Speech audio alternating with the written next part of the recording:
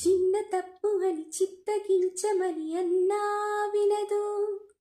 అప్పుడెప్పుడు నిన్ను చూసి నీ వశమై మనసు కన్నీరైనా గౌతమి కన్నా తెల్లారైనా పున్నమి కన్నా మూగైపోయా నేనిలా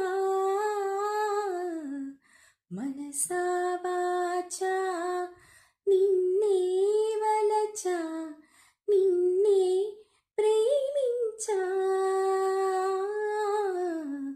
నన్నే మరిచా